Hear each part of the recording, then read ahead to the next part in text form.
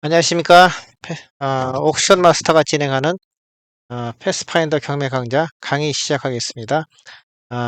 오늘도 저번 시간에 이어서 주택임대차보호법의 그 조항에 대해서 공부를 해보도록 하겠습니다. 저번 시간에 이제 제가 3조의 3까지 제가 3조의 3의 1항까지 제가 공부를 했었고요.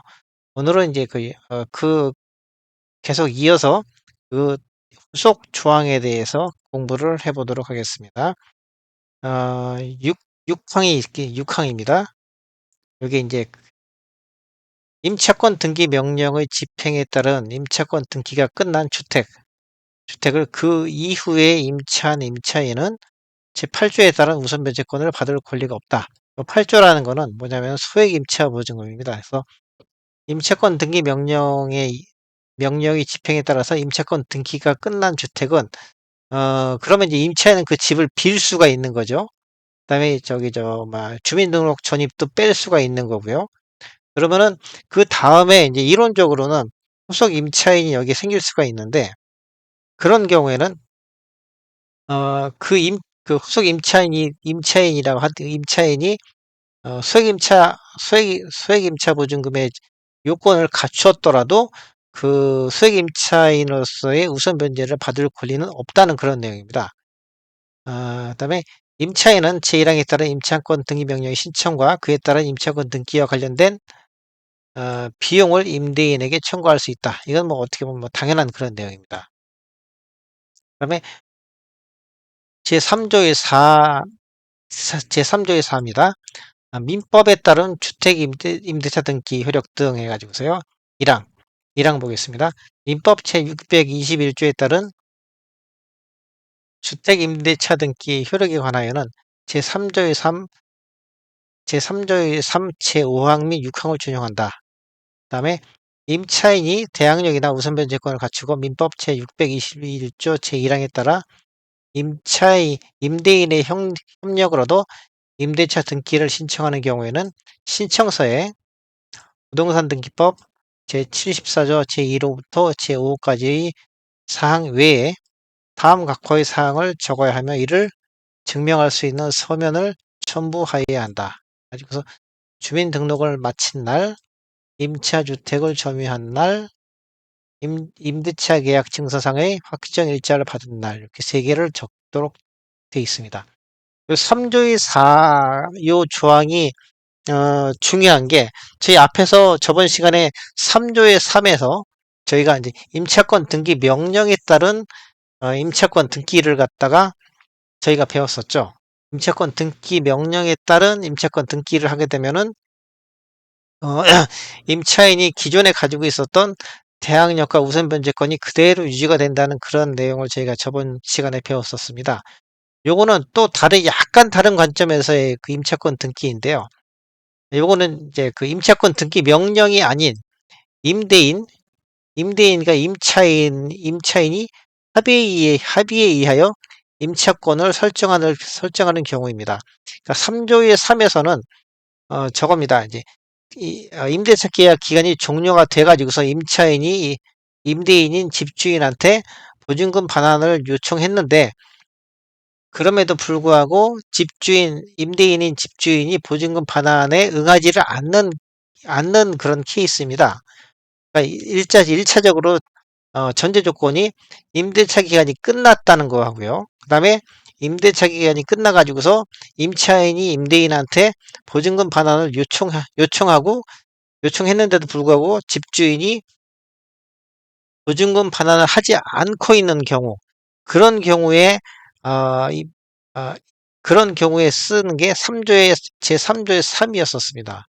3조의 4는 임대인과 임차인이 그러니까 어떤 그 법원의 명령이 아닌 법원의 강제적인 명령 절차가 아닌 임대인과 임차인이 합의에 의해서 임차권 등기를 설정하는 경우입니다.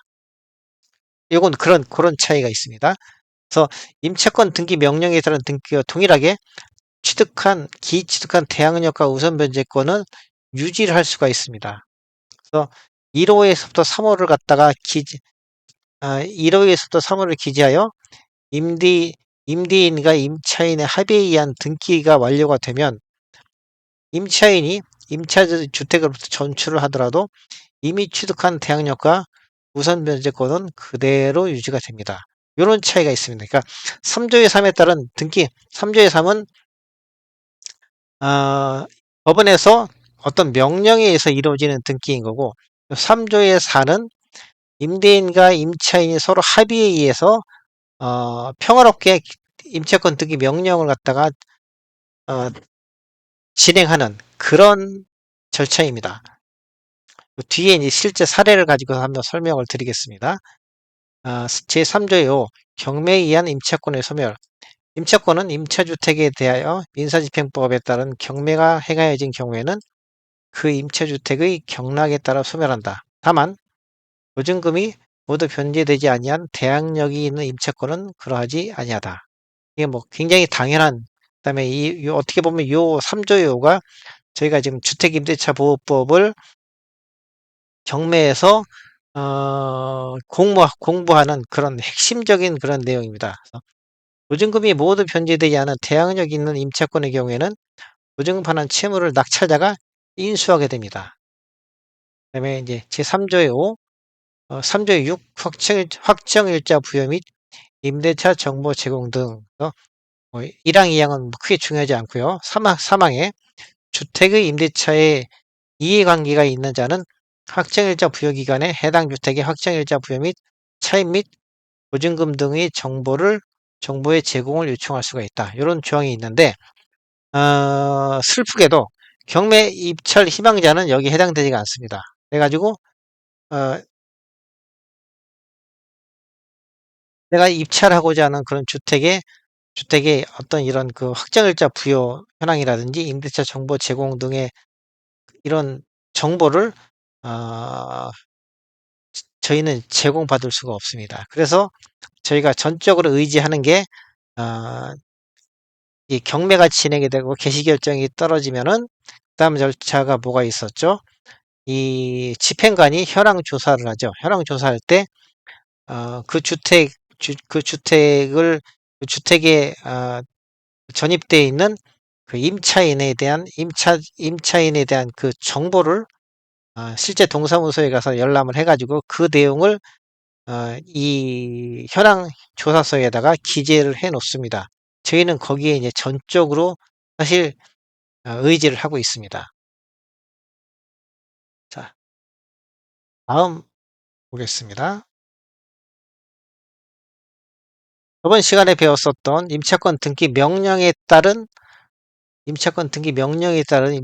주택 임차권 등기와 거의 유사한 등기가 또다시 나타났습니다. 요거는 제일 큰 차이가 요겁니다. 요 내용이요. 요 저번 시간에 배웠었던 거에는 등기 원인에 뭐 서울중앙지방법원에 서울중앙지방법원에서 몇 원을 시장에 내린 임차권 등기 명령에 따라서 요 등기가 이루어졌다는 그런 내용이 요 등기의 원인으로 들어갔습니다. 근데 여기에서는 이건 이제 3조의 4에 따른 임차권 등기이기 때문에 3조의 4는 저거였었죠. 임차인과 임대인이 서로 합의에 의해서 서로 사이좋게 손잡고 등기소에 가서 이 등기를 갖다 신청하는 그런 내용입니다. 그렇기 때문에 여기에는 등기 원인에 2017년 3월 8일자 설정 계약이라고 이렇게 나옵니다. 이 계약이라는 거는 임차인과 임대인이 서로 합의에 의해서 계약서가 만들어지는 거죠. 그렇기 때문에 요거는 그 3조의 4에 따른 임차권 등기는 요런 결정적인 차이가 있습니다. 권리자 및 기타 사항은 보겠습니다. 임차보증금이 나오고요. 7천만 원이네요. 그다음에 차임도 나오고요. 요 차임도 만약에 차임이 없는 경우에는 여기 이 차임 조항은 적질 않습니다. 그다음에 이 주택 임차의 범위, 주택의 전부고요. 계약 일자는 3월 2일, 주민등록 일자는 3월 5일, 그다음에 점유기시 일자는 3월 6일, 그다음에 확정 일자는 3월 5일이 되겠습니다. 그다음에 임차권자는 김갑돌 씨가 되고요. 그래서 주택임대차보호법 제3조의 4에 의한 주택임차권 설정 등기 효력을 보겠습니다. 요거는 이제 앞에서 설명드린 대로 주택임대인이 즉 집주인이 주택임차권 등기 설정에 협력을 하는 경우입니다. 주택임차인이 주택임대차보호법 제3조의 4 제2항에 따라 임대인의 협력을 얻어 주택임차권 설정 등기를 신청하는 때에는 신청서에 주민등록을 마친 날과 임차주택을 점유한 날을 기재하고 주택임차인이 대항 요건을 갖춘 제3조의 2항의 대항 요건을 갖춘 때에는 확정일자를 받은 날짜도 기재를 합니다. 이런 경우에는 임차권 등기 이외에는 대항 요건을 상실하더라도 이미 취득한 대항력 또는 우선 변제권은 상실하지 않습니다. 그래서 임차인이 타 지역으로 전출을 하더라도 이미 기취득한 대항력과 우선 변제권은 그대로 유지가 되겠습니다. 그래서 요거는 이제 3조의 4에 따른 주택임차권 설정 등기이고요. 그래서 그 경우에는 등기 원인이 이렇게 설정 계약을 뜨는 거고요. 저번 시간에 배웠었던 임차권 등기 명령에 따른 주택임차권 설정 등기는 요 등기 원인에 저번 시간에 보여드린 바와 같이 요 등기 원인이 틀렸었죠. 이거는 설정 계약인데 그때는 서울중앙지방법원 서울중앙지방법원에서 내린 임차권 등기 명령이 등기 원인이 됐었습니다. 그런 차이가 있습니다. 자, 다음 페이지 보겠습니다. 여기 이제 법조항으로는 이제 마지막인데요. 보증금 중 일정액의 보호 제8조입니다. 임차인은 보증금 중 일정액을 다른 담보물권자보다 우선하여 변제받을 권리가 있다. 이 경우 임차인은 주택에 대한 경매 신청의 등기 전에 제3조 제1항의 요건을 갖추어야 한다. 제3조 제1항의 요건이라는 것은 주민등록 전입입니다. 여기 이제 소액임차보증금을 규정하고 있는 그 조항인데요. 임차보증금이 대통령령에 따른 범위에 해당될 경우 임차인이 배당 요구를 하면 일정 금액을 순위에 관계없이 타 담보권자보다 먼저 배당을 받을 수가 있습니다. 따라서 일정 조건 하에서는 낙찰자가 인수할 수 있는 임차보증금 반환 채무가 배당 금액만큼 감소하는 결과가 발생을 합니다. 근데 어떤 경우 반대로 제가 요 8조 조항을 갖다가 이제 제가 나중에 이제 실제 사례를 들어서도 이제 설명을 한번 드릴 텐데요. 요게 소액 임차보증금이 좀 민감한 좀 중요한 문제로 대두될 수 있는 그 물건이 뭐가 있냐면은 주로 이제 그 다가구 주택 같은 거. 다가구 주택에 이제 방이 여러 개 있는 경우에 어떤 경우에는 소액임차보증금에 해당이 되고 어떤 경우에는 그 소액임차보증금의 범위를 넘어서는 최선순위 대항력과 우선변제권을 갖춘 그런 임차인이 서로 이렇게 혼재되어 있을 때 그때는 권리 분석을 갖다 좀 잘해야 됩니다. 그 낙찰 금액이 처음 그냥 평가를 해봤을 때는 낙찰 금액으로 우선 변제권을 갖춘 그러니까 최선순위 대항력과 우선 변제권을 갖춘 임차인의 보증금을 전액 다 변제해 줄 수 있는 걸로 판단을 했는데 만약에 소액 임차 보증금이 여러 개가 나왔다. 그러면은 소액 임차 보증금은 최선순위거든요. 이 소액임차 보증금이 먼저 다 배당금을 받아가 버리면은 경우에 따라서는 아 처음에 예상하지 못했었던 임차 보증금을 갖다가 낙찰자가 인수하게 되는 그런 좀 불행한 경우가 생길 수도 있습니다. 근데 다행스럽게도 소액임차 보증금은 그대로 아무나 다 인정을 해 주는 건 아니고요. 아 경매기시 결정이 등기 전에 대항력을 갖춘 임차인의 보증금이 서울특별시의 경우에는 1억 6,500만 원 이하여야 됩니다. 그다음에 수도권 정비계획법에 따른 과밀 억제권역인 경우에는 1억 4,500만 원 이하여야 됩니다. 이거는 이제 실제 임대차의 계약서상에 찍혀 있는 그런 보증금액이 되겠죠. 보증금액이 서울은 1억 6,500, 그다음에 이 수도권 정비계획법에 따른 과밀 억제권역인 경우에는 1억 4,500만 원 이하. 그다음에 또 3번 또 광역시인 경우에는 좀 더 떨어집니다. 이런 경우에는 8,500만 원 이하. 그다음에 그 밖의 지역인 경우에는 7,500만 원 이하. 요렇게 요런 경우에만 소액임차 보증금이 해당이 됩니다. 그런 경우에는 다가구 주택에서 그러니까 다세대는 해당 사항이 거의 없고요. 다가구 주택인 경우에는 특히 소액임차 보증금에 대한 어떤 권리 분석을 좀 신경을 쓰셔야 됩니다. 그다음에 제9조 산업가다 여기 눈에 띄는데 주택임차권의 승계 문제입니다. 임차인이 상속인 없이 사망한 경우에는 그 주택에서 가정 공동생활을 하던 사실상의 혼인관계에 있는 자가 임차인의 권리와 의무를 승계합니다. 그래서 임차인이 사망을 했더라도 실제 그 주택에서 사실상의 혼인관계에 있는 자가 있다면 그 사람이 임차인의 모든 권리와 의무를 승계합니다.